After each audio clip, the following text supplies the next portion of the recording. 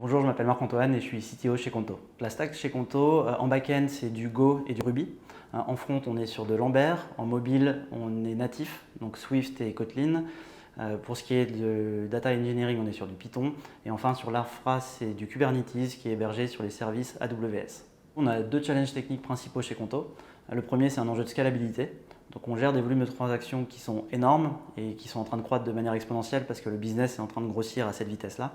Donc la question, c'est comment est-ce qu'on arrive à gérer tous ces events dans le bon ordre et en quelques millisecondes.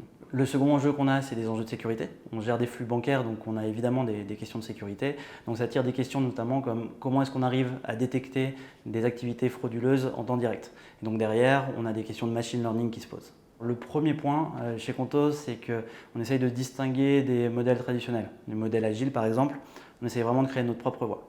Donc il y a deux choses principales sur notre modèle de développement. Premièrement, on investit énormément sur les questions de conception.